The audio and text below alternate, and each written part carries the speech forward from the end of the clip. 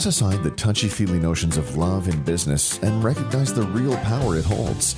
Welcome to the Love is Just Damn Good Business podcast with host Steve Farber. Drawing on his work with a wide variety of companies from the Fortune 100 to smaller family-owned businesses, Farber shares inspiring interviews with business leaders and proven strategies for how you can create experiences that your customers will love by developing a culture that your employees, teammates, and colleagues love working in. Discover why and how love, at the end of the day, is just damn good business for you too. Here's your host, Steve Farber.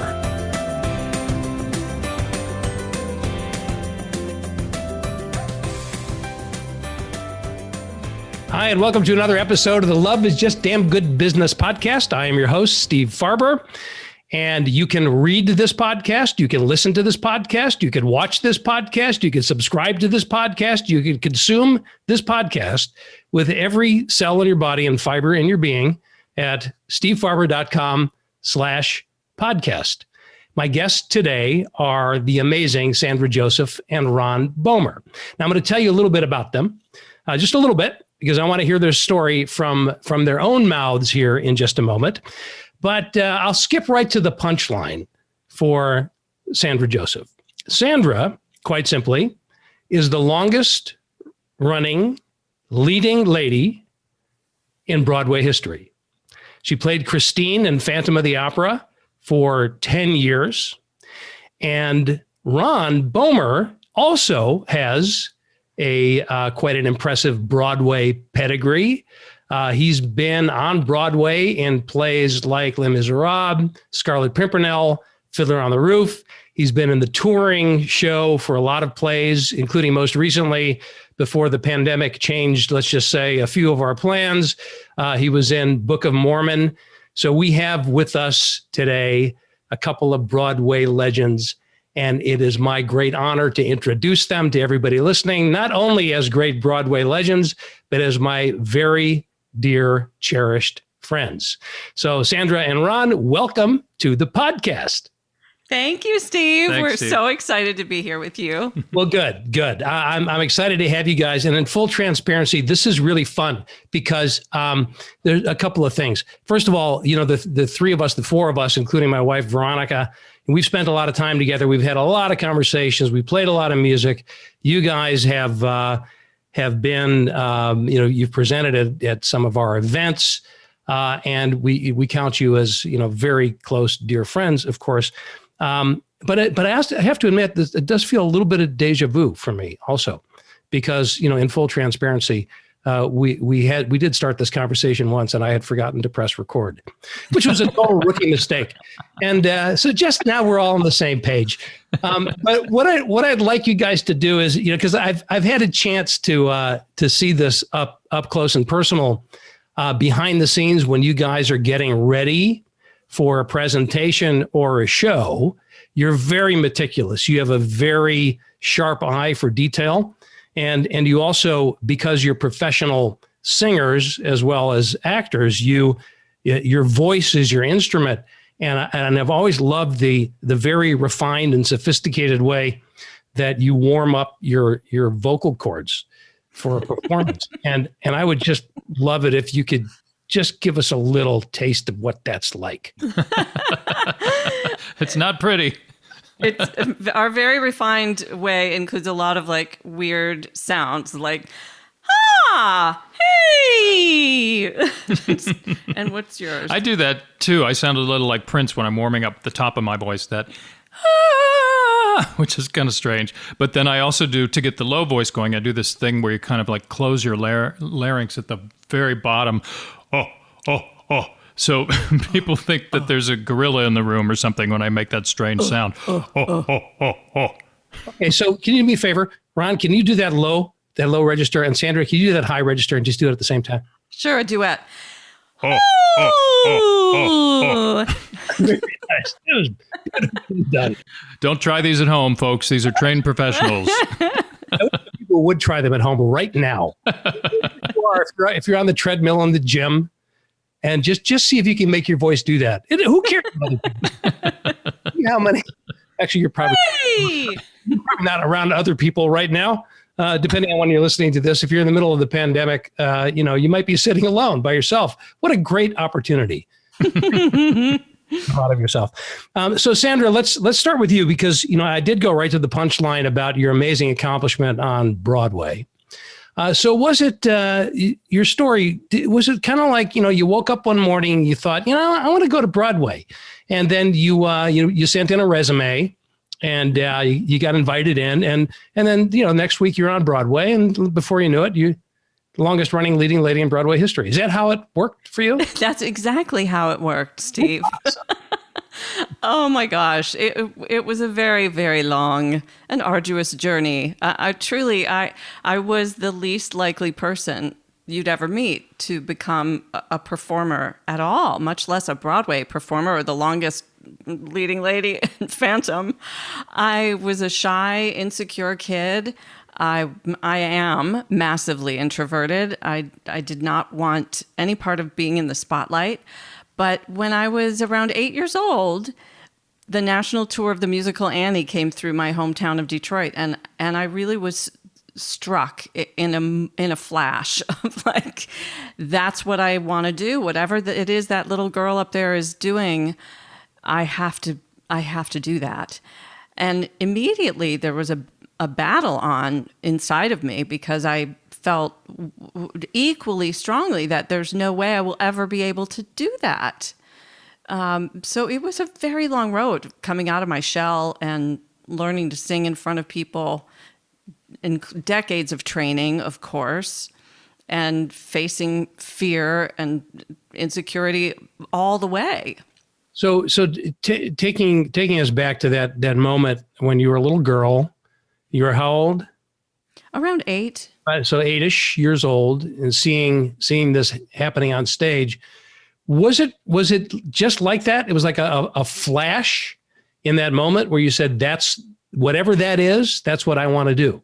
It really was. I think we all have moments of perhaps precognition where we just have a sense, an intuitive hit, you could call it.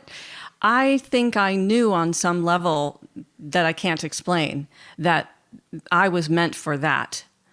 And coming to terms with that in my conscious mind was another story entirely. Because like so many of us, right on the heels of getting an insight about something we might want to achieve or do or express, often comes the voices of self-doubt. And that was certainly the case for me. Sure. I think it's probably pretty accurate to say that most people have had flashes like that in our lives. We see somebody do something, we hear somebody sing, or we watch somebody on the basketball court, or whatever it is, and we say, that's what I want to do. But it is not most of us who have that flash and then end up doing that very thing to the degree that you did.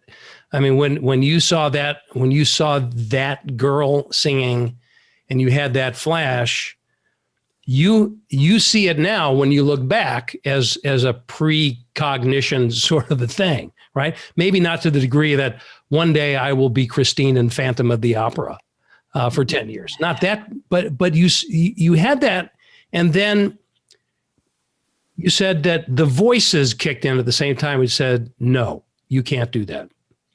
But did you verbalize it? Did you say it out loud to anybody that that's what you wanted to do?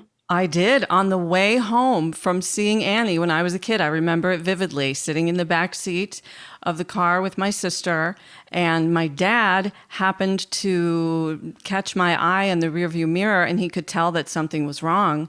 And because he said, "You're awfully quiet back there, Sand. What's up? Didn't you like the show?" And I started to cry. I could cry now thinking about it because I just remember how terrifying it was to say those words out loud for the first time, to say, I really want to do that, but I'll never be able to do that. And God bless my late father. He just had such a look of faith in his eyes, and I could tell he was smiling. He loved theater. He loved actors. He loved singers. They were his heroes. And I think a part of him was delighted that his daughter wanted to pursue that, whether or not it was anything in the realm of reality, didn't matter.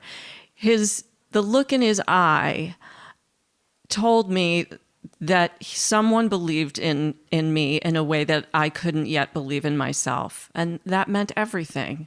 And this was all within hours of that first flash, right? Yes. That happened in the drive on the way home from when you had that insight about yourself. It makes me, when I hear that, Sandra, it makes me think of myself as a parent. And, how many times as a parent did I hear my kids throughout the course of their lives say, hey, I want to do this, or I think I can accomplish, whatever it might be, whether it was in a sport or art or whatever else. I'm pretty sure that my impulse was always to say, yes, you can, versus that's impossible. Mm-hmm. You know how much work it takes to do that sort of thing. And I think we all have to be careful to check those impulses in ourselves where we shut people down too quickly, because you never know who you're shutting down, right? I mean, who am I to say whether or not you can accomplish what you want to accomplish? So why not encourage you? Yeah. So for Ron, how about for you? Was there a similar kind of aha moment that got you on this track? It's harder for me to say in that direct way. I didn't have a lightning bolt kind of moment. My mom got me into dance classes when I was 6 years old, and that was weird where I was growing up, because I grew up I was always the only boy in classes. I grew up in a little tiny town outside of Cincinnati, Ohio, and the arts. No one was in the arts. Everybody was on the field. They were, playing sports. And I had no talent for sports at all. I was the championship bench rider of Cincinnati, Ohio.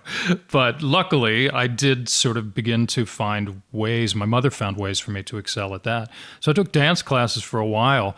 And I credit my dance teacher in a dance recital. He said, okay, you're going to start singing now. You're going to sing in this dance recital, which there was no reason for him to do that. But thank goodness he did, because it really kind of got me out of my shell in that way, to be able to go, oh my God, I'm going to stand up in front of these people and sing. And it's staggering to me to find out how terrifying that still is for so many people, that it's really scary to open your mouth and sing in front of people. But bless him for getting me going early and doing that. And I eventually went to a performing arts high school in Cincinnati, Ohio, the School for Creative and Performing Arts. Went to Webster University in St. Louis, moved to New York right around 1984, and got my first Broadway show after struggling for a long time. I did all kinds of odd jobs. I was a waiter for 9 days, got fired in front of my customers. That was fun. And I was a carriage driver in Central Park for a while. That was a better job, because I was sort of my own boss. Once you left the stable, it was just you and a great horse I had called Checkers, which was nice. And I eventually got my first Broadway show, which was Fiddler on the Roof. And it took a long time for me to get rolling, but once things got rolling, I was in a good place. It was like, it's sort of like one thing led to another. And I don't want to make it sound like it is an easy career at all, because it's, as Sandra said, it's terrifying. The odds are really against you to enter this profession. But I just always felt this is the only thing I want to do. It's the only thing I'm good at and that I'm passionate about, So I was lucky enough to keep pursuing it right up to playing the Phantom opposite Sandra at one point and doing a lot of really great roles. It's been an amazing ride. So there's I don't want to let that little nugget go by, because I haven't said it explicitly as of yet, but you played the Phantom, and the Christine character opposite your Phantom was Sandra. Right. Now, here the two of you are sitting together. Is that just some kind of a coincidence? Or I will tell that. You tell the story. I'll tell the story. When I was on tour playing. I'd already been playing Christine for a couple of years at that point on the national tour. We played the Kennedy Center, and we got a new Phantom.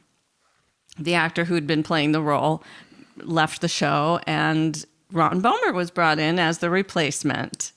And we had really great chemistry on stage, and as it turned out, off stage as well. And a few years after we were Phantom and Christine, we were husband and wife. Wow. And that was, oh my goodness, we got married in 2002. Right. You know, all the talk you hear about, you shouldn't get into a relationship with somebody at work. Yeah. Yeah. It was actually after they had moved me to Broadway and we were apart that our romance really blossomed. So we weren't actually working together. And that's a real thing with actors, too. They call it a showmance. If it's, you kind of develop a talent crush on somebody, or you're playing these ridiculously romantic, sexually charged characters opposite each other. And you're like, is this real, what I'm feeling? Am I into this person, or is this the showmance kind of a thing? And in our case, it turned out it was the real deal. Yeah, we're still in our showmance. Yeah. That's right. So I want to wind the clock back just for a second. When your trajectory, Ron, towards Broadway, from carriage driver, from failed waiter, Extremely failed waiter, carriage driver to Broadway. What was the time frame in that? How long? It was like 7-8 years. I was getting work, as an actor. I was working regionally. I did some plays like up in Boston and places like that. But, they'd be few and far between, and I'd be right back to carriage driving. So it took about 7 years before I really got that break. And it's a process of a casting directors getting to know you, bringing you in more for other things, putting you in front of bigger directors, putting you in front of Broadway directors, that sort of thing. It really was, I kind of had to win them over a lot, to get them to be confident in me, to put me in front of somebody like Harold Prince, who directed Phantom of the Opera. So Fiddler on the Roof was your first Broadway. Right. And was that, the way you described it is like you went in, you auditioned, and you got it. That one was sort of like that. I think, the beginning of getting a role is always, they sort of have to be looking for you. You have to be the solution to their problem. And with Fiddler, they were looking for a very specific kind of look, and I think I just happened to be that thing. Certainly, that is not to diminish the hours of training and the practice and all of the stuff that you put into all of that, but it sort of begins with, do you fit the suit? And if you fit the suit, then doors can open in that regard. And Fiddler was pretty quick. I mean, I went in and auditioned, and I knew within 2 days that I had booked that one. Whereas something like Phantom of the Opera, I auditioned for the Phantom more than anything I've ever auditioned in my life. I used to call it my 6-month checkup, because I would go in and audition, and they would say, no, thanks, and I'd go away, and then they'd call me back 6 months later, and it was a long, arduous process to finally win that role. So everything's different. So for you, Sandra, what was that process like of auditioning for the Phantom originally? Oh my gosh. Well, like Ron, I was working all of my temp jobs and, my survival jobs. I couldn't get hired as a waitress because there are so many out-of-work actors in New York that you have to sometimes have prior restaurant experience, and I did not. So I was just working as a receptionist.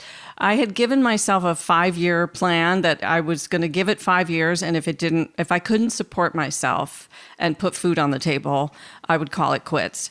4.5 years into that 5-year plan, I was living on a friend's sofa, so I was basically homeless, doing the couch surfing thing. I had maxed out every credit card I could get my hands on, taking voice lessons and acting classes, and I knew I needed to really keep training to be competitive. But it looked like, this is it. I'm going to have to pack it in soon and move back to Michigan, and feel like this was all a huge failure, and I was a joke. And just before I gave up, I was given the chance to audition for Christine. And of course, I had been already learning that material. My acting teachers and coaches had been telling me for years that I was the right type. You do have to fit the clothes. As Ron said, you have to look the part and have the right sound. I had the right type of soprano voice for that role, and I wanted to go in there and nail it immediately. And I was so overwhelmed. Remember, I said, this is a shy, insecure kid, uncomfortable in the spotlight, standing on a Broadway stage for the first time and singing in front of Hal Prince with so much riding on that audition. I basically froze. My lips were moving and sound was coming out, but I was just numb from the neck down. Kind of a little deer in the headlights, just terrified, and it was just way too much. So, wait a minute. Your audition for Christine, that audition was the first time you'd ever stepped onto a Broadway stage? Oh my God, yes. And most auditions take place in studios, little tiny rooms somewhere in Times Square. But that was the first time I'd ever been backstage. I was so giddy just to get to go backstage. I sort of poked around and went to and looked at the costumes. I was touching the costumes. I was breathless. It was so exciting. I started to cry the first time I walked out there. Luckily, they kind of sensed that I was the green, and they let me come early before Hal Prince and the supervisors were seated in the audience. They let me walk out there for the first time by myself, and it was so overwhelming and so exciting. And all the years that I got to walk through that stage door to perform in that show, I really tried hard to never take it for granted, to remember what it was like the first time I put my hand on the doorknob of that backstage door. What a privilege to walk in and get to be a part of the history of Broadway, the shows that have played this building, the audiences over the years that have sat out there in these seats, the gifts that have been exchanged from actor to audience. And none of that was lost on me the first time I walked in, and hopefully not the last time I walked out. So, I mean, that's pretty extraordinary that, you're dreaming about Broadway your entire life and you finally get a chance, but that's like the chance. It's the audition. Yeah. Itself. So what happened then? Did Hal Prince jump up after he listened to you? Did he jump up out of his chair and say, "That's it, you're the one"? Where have you been? Well, let her go. Is that what happened? No. I heard, "Thank you, next." They were on to the next girl. And my agent called me the next day and told me I did not get the part. But he said they saw something in you, probably the fact that I was the right type and fit the clothes. And I got cast on the national tour in the ensemble of the show. So I got to understudy the role of Christine. And I played a small role in the chorus, and I did that for a whole year on the tour. But I was thrilled to be working, to be starting to pay off my student loans and dig myself slowly out of debt, and to get to be a part of that show, even, taking my bow with 20 other people in the back row at the end of the night. I was like, oh my gosh, I'm in this show. I can't believe it. Yeah. So when you were, when you got that first entree into the show, was your dad still around? He was there from my first show to my last. Oh, was he? Yes. So what was there a phone call that said, "Hey, Dad, I did it"? Oh my gosh. When I found out that I got the part of Christine, my dad was my first phone call. And I remember he was driving, and hopefully on his speakerphone or his car phone, if they even had those back then. But he rolled down his windows, started honking his horn and yelling out the window at innocent passersby, "My daughter just got the lead in the Phantom of the Opera." He was even more excited than I was, I think. Well, that's interesting. He was in his car, which is the same venue where you first said to him, "I want to be I want to go to Broadway." Oh my gosh, Steve, I've never thought about that. Thank you for that. How about that full circle? It was beautiful. So Ron, when the two of you, when your trajectories intersected, Yeah. that's about as much geometry or trigonometry. I'm not even sure that made any sense. When you guys met, you'd been kind of going along in your own careers. Mm-hmm. And, you just step back for a moment and look at it. It's like a classic kind of a storybook romance that the two of you have, right? Mm-hmm. Christine and Phantom of the Opera and live happily ever after. I mean, it's hard to write that shit, It is. But was it like for you? I'm curious. When you guys first met and first started working together, did you have any inkling that this is where it was going to be headed? Was the chemistry like that, or was it more like, okay? For me, it was, I started to have some strong feelings about Sandra relatively early in the process. So it took her quite a bit longer to be convinced about me. It was really, months later that she was like, "Oh yeah, this could be a thing," But there's a reason she's great in the role, certainly. But, that was part of the attraction. Is like, wow, she's amazing, But it was just one of those things where in conversations, like we almost immediately, I don't want to say finishing each other's sentences, but we just landed on things that we were both deeply interested in immediately. Yeah. And our conversations went to a level, that I'd never experienced before in a relationship. And it just, was really clear to me that, whatever this might become, this is going to be a really important person in my life. And of course, I had no idea years later how important that would all play out to be. Sandra, do you remember it the same way? I do. I mean, we just clicked. We just clicked from the start. And no relationship is without its issues and challenges. And, we've been through stuff over the years. Of course, we have our stuff.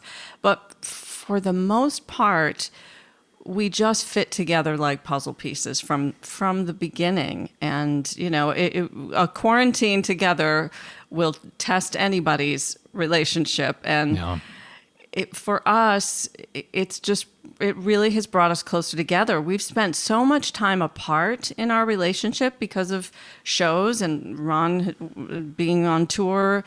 I left Broadway many years ago, I should mention, and have been keynote speaking as my second career for many years now. And so our jobs would take us in different directions. And every time we'd come back together, it was new and fresh and wonderful. And now for the first time in years and years, if ever, we've gotten to actually be home and living a somewhat normal domestic life together and cooking dinner together. And we put on Frank Sinatra and dance after dinner sometimes. And we're just really more in love than ever. We live in San Diego as you do.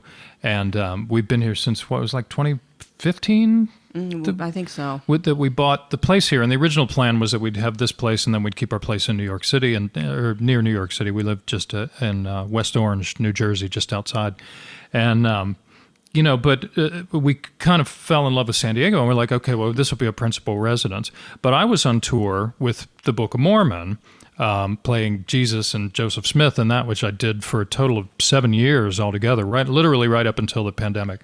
And Sandra was keynote speaking everywhere. So we really didn't live here. We had, our relationship was mostly on the road in Airbnbs and hotels and all over the place, really all over the United States and Canada, Mexico, everywhere. And, so when the pandemic hit, as many dark things that, have come out of this, for us, the gift of really having this time to be like, oh, we get to live in our home. And like Sandra said, we enjoy cooking, and we'll just sit out on our deck and just enjoy how amazing it is to just be in nature and watch the birds and do all of this stuff. And then we'll make dinner and dance to Frank Sinatra at night in our living room. And it's kind of what all of this has been leading up to, and so it has been a real gift in that sense to have this time finally to really just be together and be ourselves together. I think it's fair to say that I don't think I have ever danced to Frank Sinatra. Well, you must do it immediately. With anybody else or alone, for that matter. You've got to put on some Sinatra. Oh, Seriously, yeah. Sinatra at night after dinner and slow dance with your lady. Yes, for sure. Where's my notepad? Yes, put that on the agenda. Yeah. Well, I want to explore another facet to this, because it's really fascinating that you guys met in Phantom of the Opera, and there's a particular piece of symbolism, of course, associated with that show of the mask.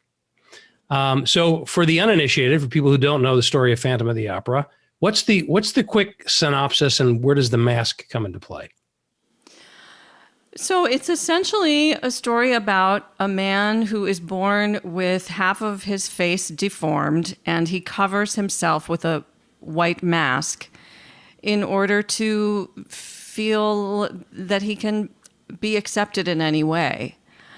And my role in the show is, of course, he falls in love with this young soprano named Christine, and romance and drama ensue. And ultimately, my character, the beauty of Christine's journey in the show is that I get to be the one to see him without his mask on and love him. She really falls in love with him and with all of his flaws. And I really do believe that metaphor is one of many reasons that show has become not only the longest running Broadway show of all time, but the most lucrative entertainment enterprise in history. That the thing of the mask and this character who learns by the end of the show that who he is exactly as he is, he's actually enough. He's actually worthy of love and belonging. I think that has struck a chord with people all over the world. It seems to be the constant desire and oftentimes struggle that we have as human beings to remove our own masks and show up with for all the right reasons, the buzzword of the day, which of course is vulnerability and authenticity. And we all know it. We appreciate it. We respond to it when we experience it in somebody else. And it's really scary for most of us. For sure. Why do you think that is? Ron, why do you think that is? I think it's in society, we take on roles the same way you take on a role in a show, and the beauty of Sandra teaches and talks a lot about this, and there's a lot about it in her book, Unmasking What Matters. This notion of finding the courage to live in the world as the freest and fullest expression of exactly who you are. And yet, societally, we are asked to do otherwise. We're asked to take on roles, the many, many masks or roles that we play in life, the role of the parent, the role of the mother, the father, the role of the caretaker.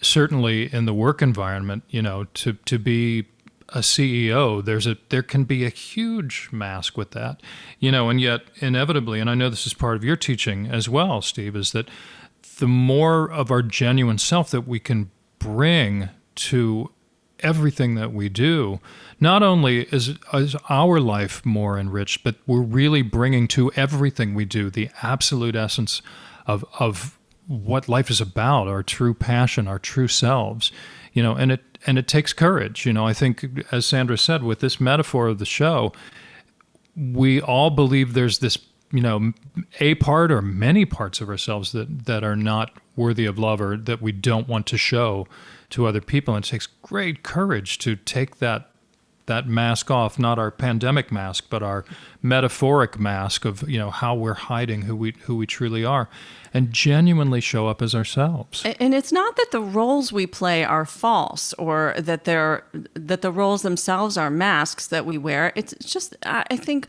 we're always evolving. We are ever evolving beings, and sometimes we outgrow certain roles that might have been a right fit for us before. George Bernard Shaw has a wonderful quote. He says, "The only man who behaves sensibly is my tailor.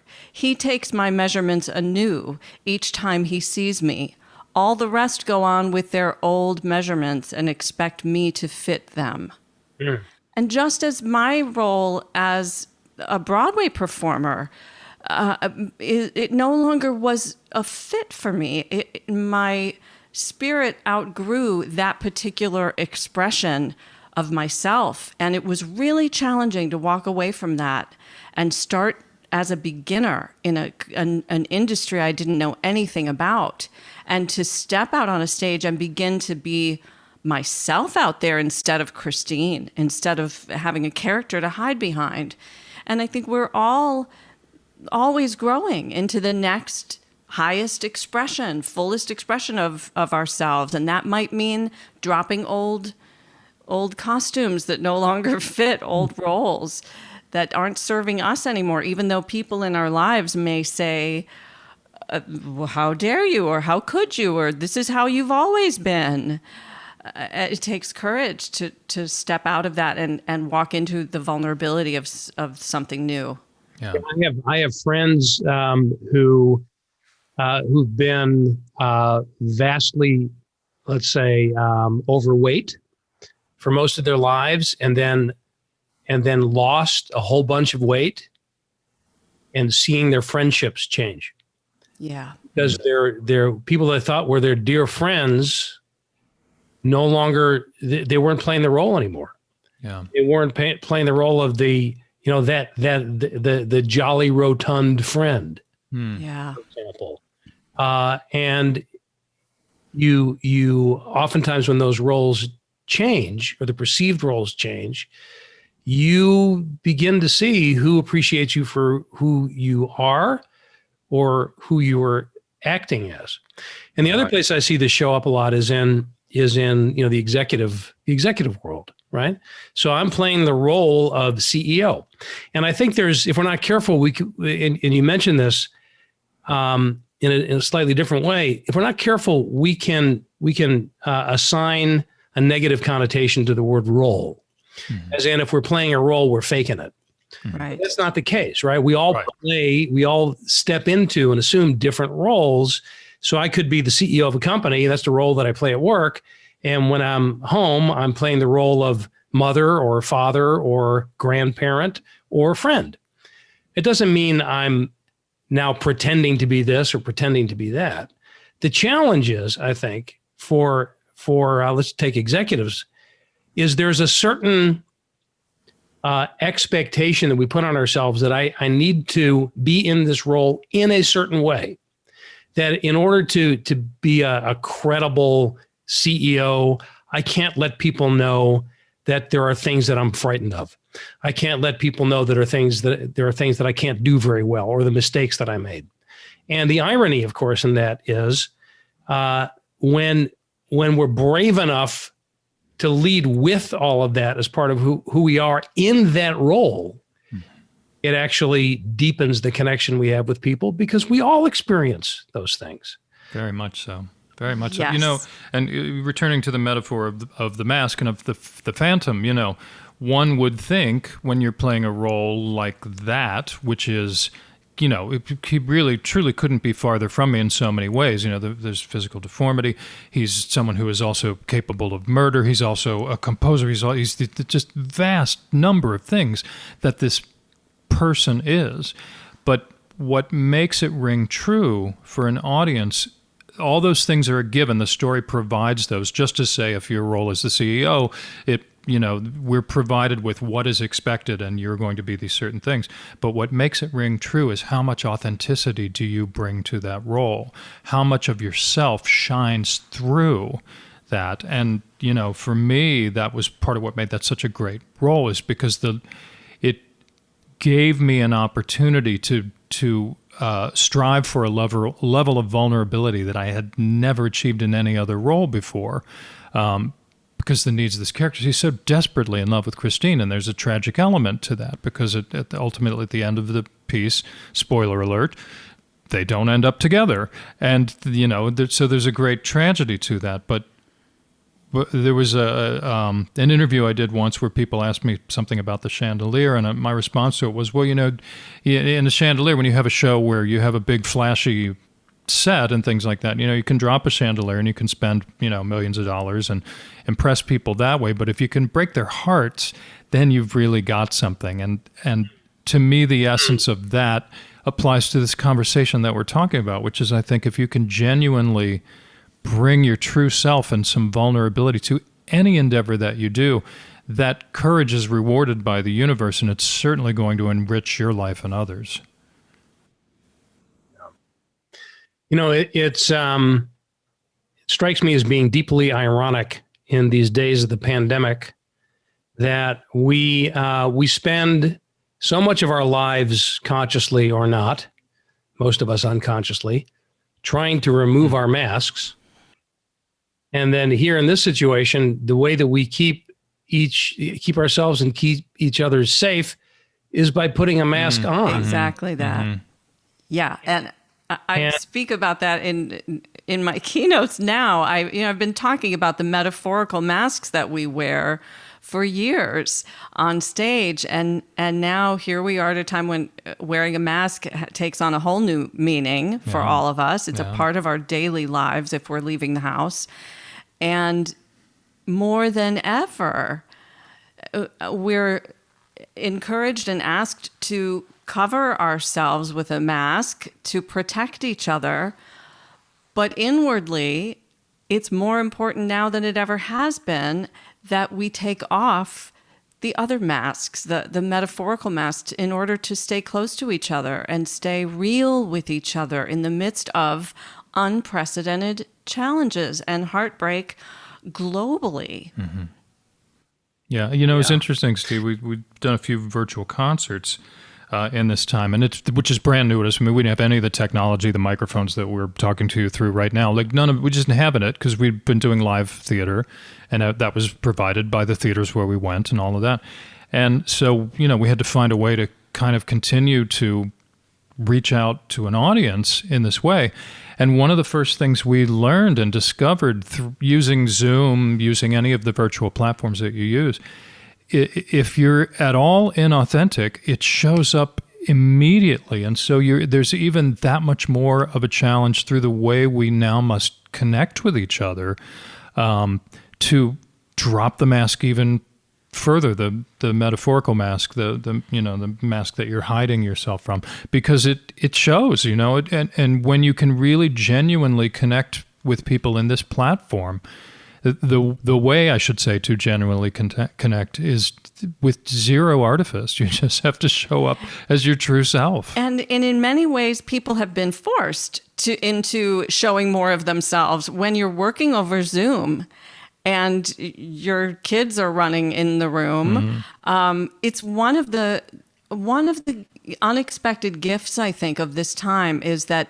coworkers are seeing each other in a different way than they've had to see, than they would have had the opportunity. Leaders are more human now than ever. And this reminds me of your work, Steve, about love being damn good business. One of the stories that I heard that really touched me the most is that there's some corporations I don't know which corporation it was, but I heard about one company in particular who implemented a rule that there were two things. If your kid walks into the room during a meeting, there are two rules. Number one is you are not to shame your child. You are not to scold them or ask them to leave. And the second rule was you are not to apologize. You are not to apologize to the group that your kids ran in the room. Like, how beautiful is that? That it's all become, we're all human, folks. Yes, I put on my suit when I go to work and I play my role the way I'm supposed to, and we're all very appropriate, and that's great. And what is also true is we're all in this thing together, and we're all human, and my kid may run in and start screaming. Yeah, I love that. It's one of, again, there's so many ironies these days, and I think that's one of the greatest ones, is that our physical separation in many ways has actually brought us closer together. Because when we're in a Zoom meeting, for example, like you said, we're sitting in your living room right now. Yeah. You're sitting in my office right now. Yep. And when we have business meetings and you see, pets walking in front of them, kids pounding on mommy's head or dad. What's so fascinating to me about that is, and there's no way of knowing this, but I wonder, that same person who said, these are the rules, you will not shame your child, you will not apologize for them. I wonder, under so-called normal circumstances, what the reaction would have been if that same person said, I've got a really important soccer game that I need to go to for my kid. Would it have been the same attitude then? Yeah. Well, of course.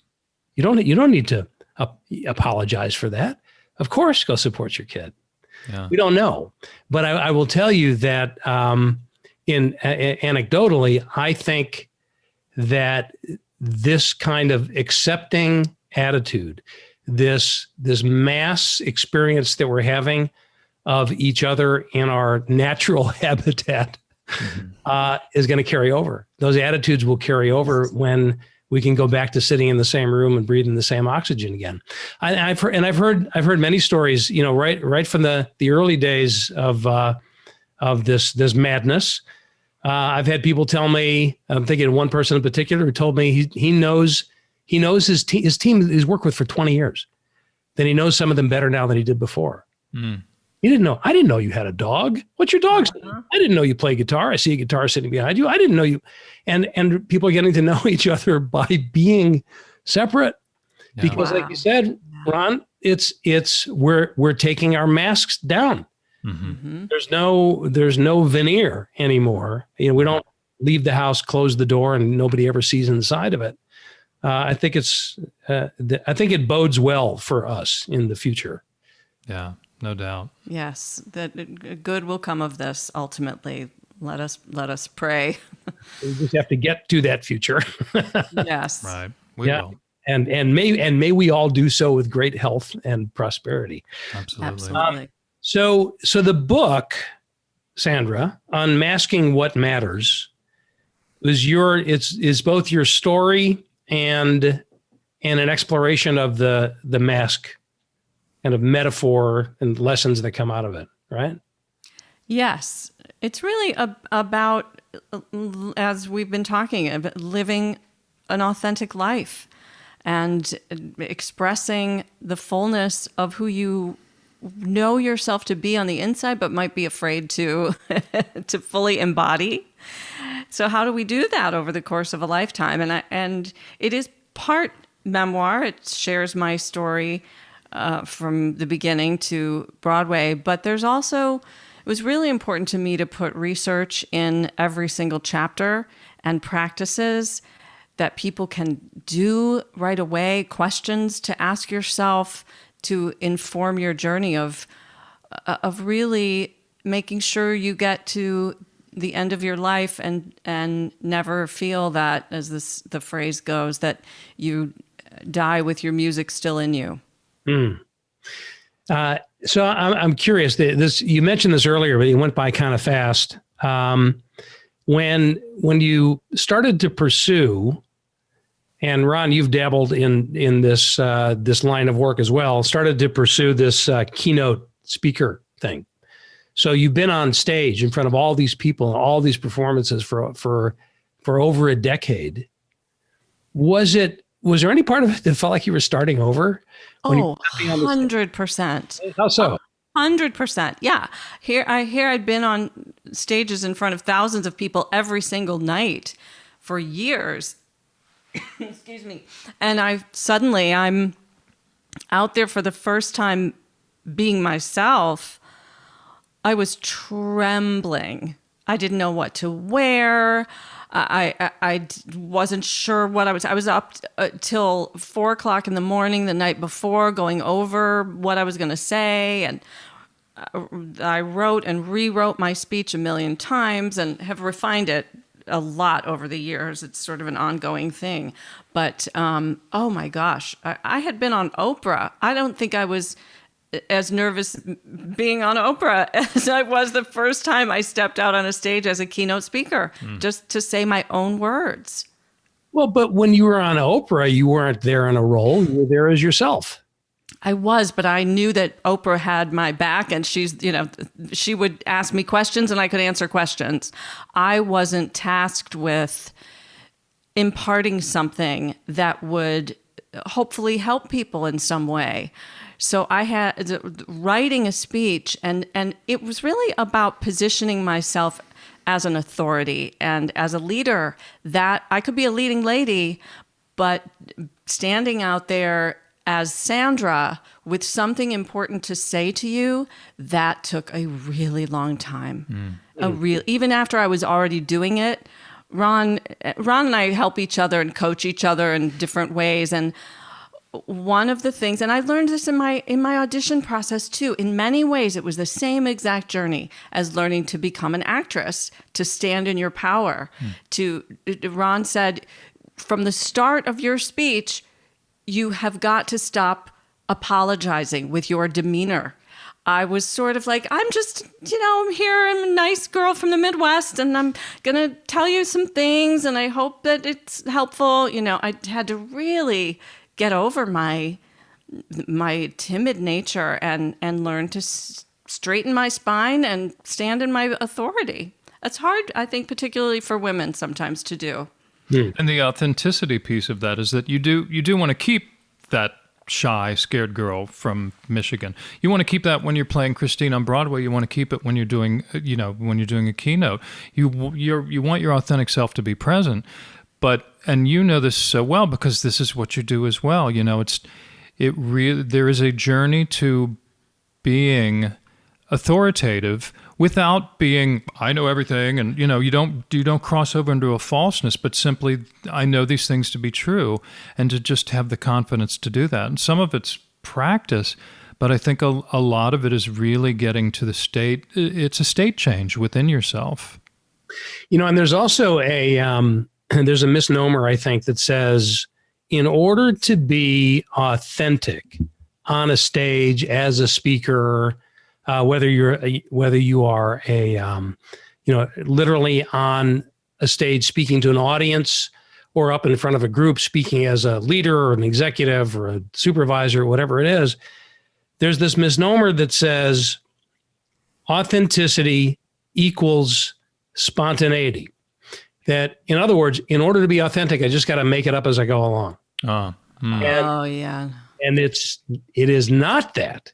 No. There's that. So talk a little bit about the relationship between preparedness and authenticity. Oh, for me, the preparation is, I remember in high school when I had to give a speech in front of the 9th grade English class. One of our little semesters was speech, and I had to stand up in front of my class and talk. And I remember Mr. Reimer, my beloved English teacher, saying the best antidote to nervousness is preparation. And those words have never left me. If I know that I am prepared, then I can let go and be free. Mm-hmm. And then I have some room to groove inside. Like in when you're playing a role, you're given the blocking, they call it, the staging, where you know where to hit your marks on the floor, where I'm supposed to be when.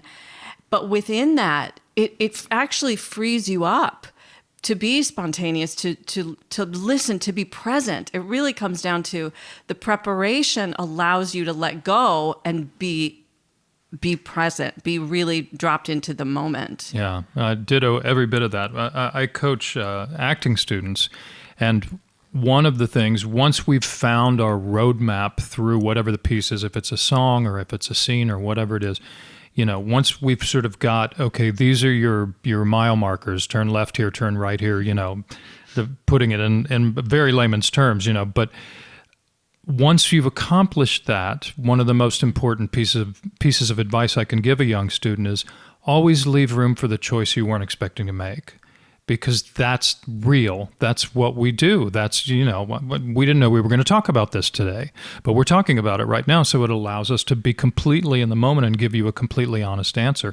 And there's great beauty in that. But the courage to do that, I think, comes from knowing it, from that, we always say 1,000 hours of practice. You need 10,000 hours of practice to, to play an instrument, to be a vocalist, all of those things. I've sung the Phantom's big song, Music of the Night, more than I've sung Happy Birthday. I've sung it so many times, but because I know where I'm going with that now, I have room in it. And those are the parts I enjoy, the places where I have room for the choice that I didn't expect to make. See, I think you should sing Music of the Night instead of It's a lot longer. We'd never get the candles would all melt onto the cake. Yeah, that's fantastic. It's something, the more prepared I am with something, it's seems a little counterintuitive for some people, but once you experience it, that I know this is what I want to say. Mm-hmm. This is how I want to say it. This is story I want to tell, or series of stories I want to tell. These are the lessons that I want to get across. These are all the things that we think about when we're putting a talk together or a performance of any kind. If I got that on my backbone, as it were, I can be fully present. And you're really a master at that too. Yes, I love the way you speak, because we see that. We see that you are literally riding the wave of the moment. Well, thank you. I couldn't have fished for a compliment better than if I had done. But that really is my experience, though, because I tell, there are certain stories, like all of us, that I've told thousands of times. I don't have to think about the story. So what does that allow me to do? Be totally present and focused on whoever it is that I'm communicating with, instead of worrying about what am I going to say next. And I hate that feeling. And then it just allows the spontaneity to come forward. And honestly, some of the things that have turned into lines that I find myself saying over and over and over and over and over and over again over the years started out as just a spontaneous utterance. And I went, oh, yep. But that worked pretty well. Yeah. In a play, you don't often have, or ever really have, that luxury of coming up with new words spontaneously, but there's a new feeling, or there's a new emphasis, or there's a new emotion that comes through, right? Yeah, that's well put. That's very well put, because you are following a roadmap that, you can't change the line. Sometimes you can. I've done some shows where you have some latitude to sort of improvise, and there are things that, you change a bit. But for the most part, but something like Phantom of the Opera is very, very scripted. The audience, 80% of the audience maybe has seen the show more than once, twice, 5, 10 times. So they want the product that they know that they're expecting. Lines along with you. Yeah, exactly. Exactly. But within that, there are many ways to get to the same thing. For me, especially with something, for Sandra for 10 years with Phantom of the Opera, for me, 7 years with Book of Mormon, you rejoice in those little moments of finding just a slightly different way to get there, using the exact same map, but to find a slightly more enlivened way to arrive. That's what I think over the years has helped both of us really give a fresh and genuine and honest performance, even though it's the same thing you did last night. It's not going to be exactly the same. And I think it's a powerful lesson for all of us, particularly right now when we're staring at the same four walls, most of us, to what I learned from playing the same scenes and singing the same songs night after night, more than 1,000 times in a row. I learned how to tune the instrument of my attention. And when I can do that, it really comes down to being present. I would notice things I hadn't noticed before. There might be a different sound in the orchestra that I hadn't quite, the cello. Oh, listen to that, the way the cello sounds right there. Or my fellow actor might deliver a line in a slightly different way. And we can do that in our daily lives when they become monotonous or routine or we get a little down. One of my favorite practices is to look around, and you can try this from the moment you wake up in the morning. Look around your environment and see all of the things that have been given to you as a gift by someone else. It's really, that will put a smile on your face to think about, oh yeah, my friend Shelley gave me that little Buddha statue, and oh, my friend DeWitt gave me that photo. And before my feet hit the floor, I start feeling filled with gratitude. We can all practice cultivating, I call it in my book, fresh eyes and ears every single day. And it really has the power to change the quality of our lives.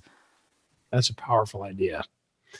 Wow, what a great conversation. You know, when you guys get up on stage together, or you're doing your keynote, Sandra, and then Ron joins you on stage, or at our event back in February, you guys co-presented. I just loved going through the whole preparation process with you, and to see how meticulous you are, and how much of each of you is such a perfectionist in the way that you approach your work, such a professional approach and attitude to everything. And then you step up on stage and it's like it seems like there's no effort that goes behind it. Get up there and talk and tell your stories and then suddenly burst into song is really something to behold. Each day with me, each night, each morning, say you love me. You know I do. Love me. That's all I ask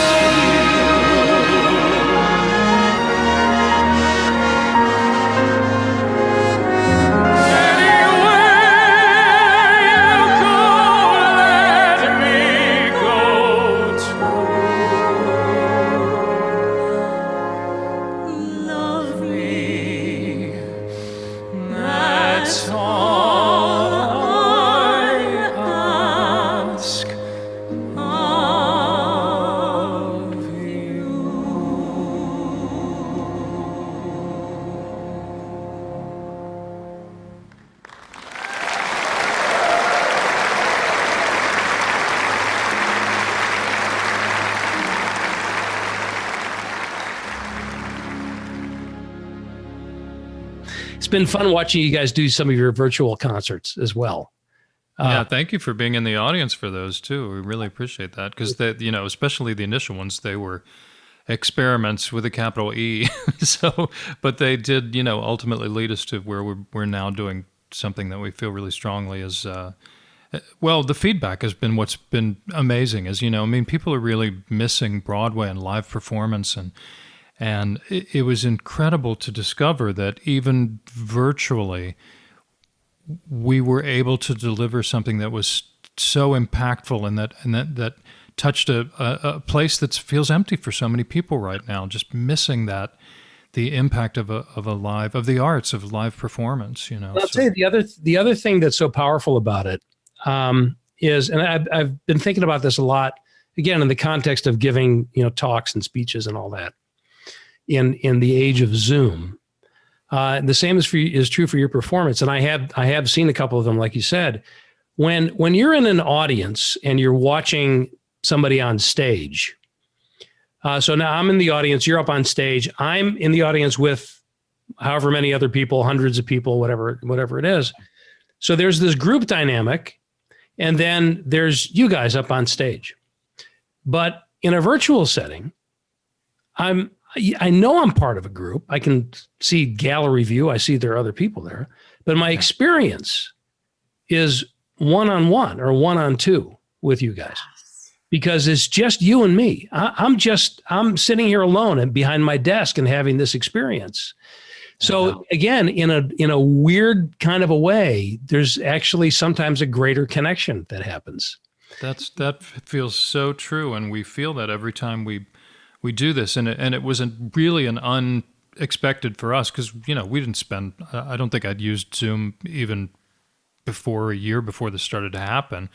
To just connect with producer friends that you and I have in common on for music, and that was a really unexpected thing to discover, that you can have an emotional experience over this platform, and that you can reach a person in a different kind of way. It does feel more intimate. For us too, because we're just looking into this tiny little camera. We're not looking out at thousands of strangers in the dark. I feel like I'm speaking to and singing to one person. And it's been a learning curve for us too that's been really lovely. And we should send you. Ron made a video that shows us singing certain songs that we've done for years on a symphony stage, and then superimposed right after that is us singing that same song from our living room into Zoom. And it's really wild to see the back and forth of, yes, here's what we wish we could be doing out in with a giant symphony orchestra, but there's something really lovely about getting to do it just right here in our living room and share it with people straight to their living room, and everybody gets a front row seat. And as we've, when you do perform for 5,000 people, which is amazing as a rush, and we're all looking forward to returning to that just as much as we're returning to being in the audience of 5,000 people. That communal experience is life-giving. But the Zoom experience allows the chat option. So when you perform for 5,000 people, of course you get, we hope we get, thunderous applause and cheering, and that's amazing. And that's really cool, but there's something so personal about reading people's individual comments about the experience that they've had, I won't quote one of your, because I remember one of the comments you made on one of the concerts that we did. And I won't quote it because there's some blue language in there. But it was a favorable way of saying how much you appreciated everything, And that's so priceless. And it's personal, like you said, So that's a really cool byproduct of performing that way. Yeah. So what we're going to learn from that is, when we get back to, being in person with groups where we don't have the chat, what we know is the chat is going on. Mm-hmm. Mm-hmm. It's always been there. Yeah. We've just never had a way to, for people to put it in a, manifest, visible format for everybody else to see. Yeah. And that is a wonderful thing, right? I mean, wouldn't it be kind of cool if you're up on stage? I mean, it's almost like a revival meeting, right? You're up on stage and people are saying, yes.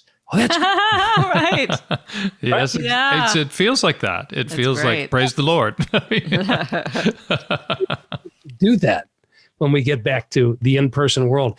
So if a person wanted to keep track of you guys, get in touch with you guys, see what you're up to, maybe be informed about some of, maybe, is there a way, if there's a virtual experience of some sort coming up, that I'd be able to find out about it? What's the best way to connect with you guys?